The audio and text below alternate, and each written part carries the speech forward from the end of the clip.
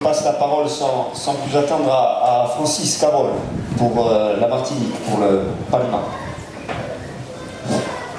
Bonjour à toutes et à tous. Je salue évidemment le peuple corse. Je remercie Nazioum de son invitation. Je salue toutes les délégations ici présentes et nous réitérons notre soutien à tous ces combats pour la dignité, pour la liberté. Vous avez entendu le ministre français à l'ONU déclarer que le droit à l'autodétermination est un droit sacré. Nous sommes d'accord avec lui, pour une fois. Mais nous leur disons, chiche alors, si le droit à l'autodétermination est un droit sacré, alors fuera, dehors, quittez nos pays, faites vos valises et donnez-nous notre soutien.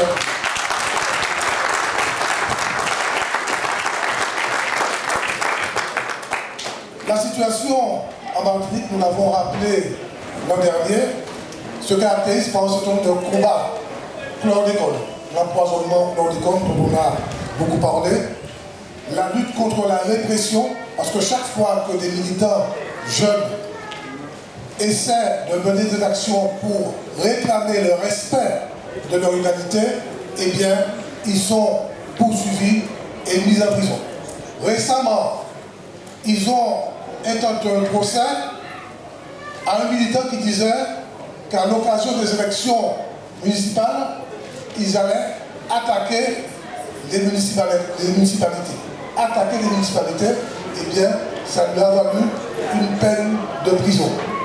Donc nous sommes au pire moment de la colonisation avec une bande d'hypocrites qui disent tout et le contraire de tout. D'autre part, la question foncière est pour nous une question centrale.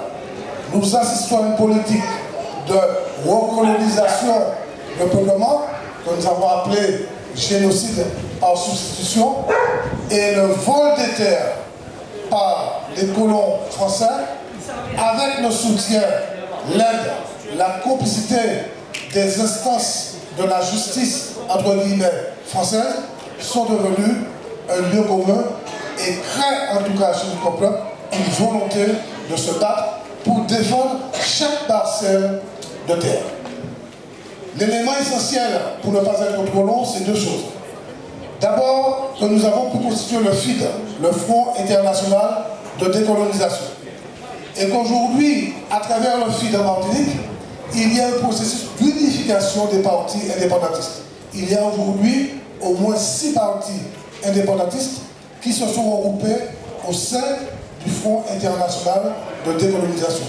En même temps, nous sommes en train de mettre en mouvement une organisation populaire très large, avec des syndicats, des organisations politiques, des personnalités, pour pouvoir renforcer le combat pour la résistance. Parce que c'est par l'action sur le terrain contre le colonialisme que nous allons gagner. Je veux simplement terminer en disant notre plaisir d'être ici depuis beaucoup d'années et notre ferme volonté de combattre le colonialisme français et le faire ensemble à travers le Front International de Décolonisation avec l'ensemble des colonies françaises et même au-delà est un gage de réussite et j'espère que dans les prochaines années, nos pays pourront accéder à la pleine souveraineté, même si cela demande encore de la mobilisation et des sacrifices. Merci à vous. Merci beaucoup, Francis. Désormais, la parole est à la délégation de Guadeloupe et je cède donc le micro à Jean-Jacob Biceps pour la Guadeloupe.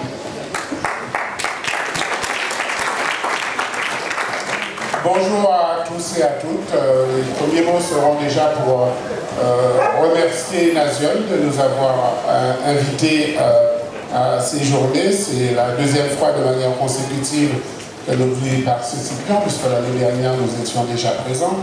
Alors nous, la situation politique ressemble un peu à celle de la Martinique, puisque nous avons en gros les mêmes problématiques, que ce soit la dépopulation rapide, puisque la baisse drastique de notre population est dramatique et notre population risque de passer dans très peu de temps sur la barre des 300 000 habitants. Et nous avons, bien entendu, une arrivée massive d'Européens sur le territoire guadeloupéen qui sont de plus en plus arrogants et qui bénéficient, bien entendu, du concours de l'État colonial français pour leur installation au détriment de nos jeunes qui sont obligés de s'expatrier massivement, et ce qui explique aussi la dépopulation qui se perpétue en Guadeloupe. Sur le plan politique, nous avons eu récemment, le 17 juin dernier, nos assemblées, on a encore deux assemblées, une assemblée départementale et une assemblée régionale, qui se sont réunies et qui ont adopté un projet de collectivité de Guadeloupe autonome sur la base de l'article 74 de la Constitution, avec bien entendu le droit de résident, la priorité à l'embauche pour les Guadeloupéens, le drapeau, l'hymne et tous les attributs de souveraineté qu'on peut avoir dans le cadre de l'article 74 et le statut de PTOM.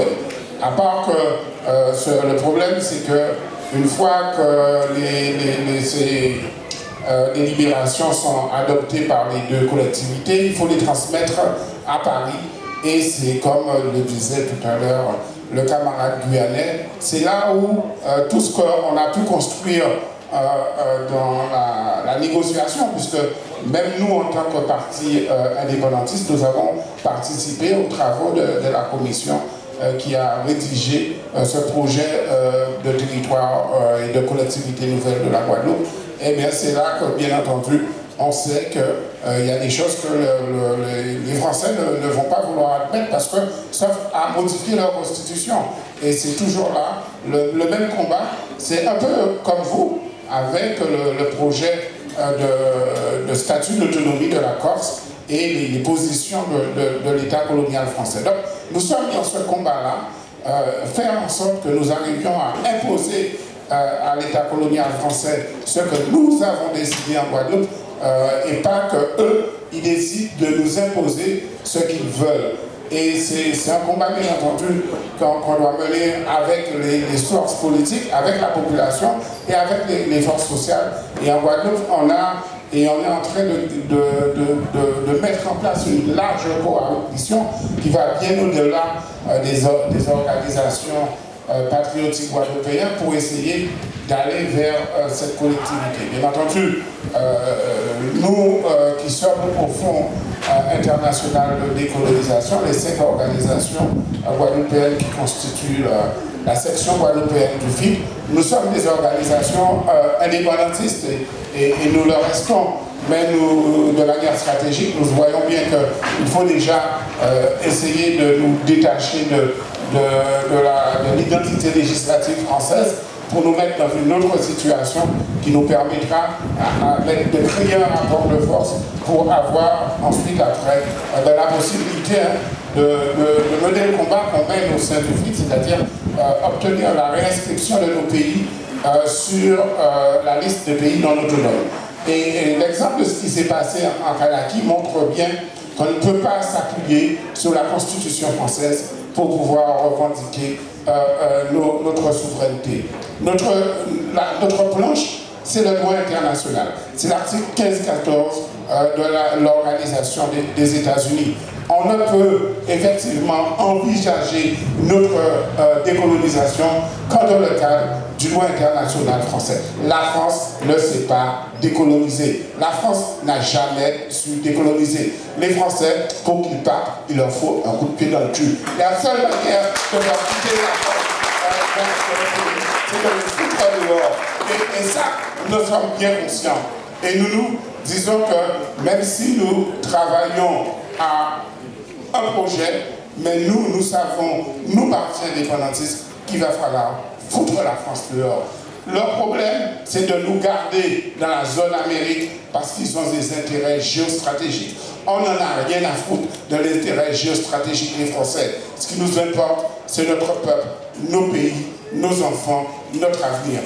Bonne chance à toutes les organisations qui se battent contre la France dans le cadre de la décolonisation. Nous sommes avec vous, nous sommes solidaires, nous avons le même avis. Il ne faut pas que nous nous désolidarisions. Alors, vive la lutte du peuple corse, vive la lutte de toutes les organisations qui se battent pour l'indépendance de leur pays. Merci.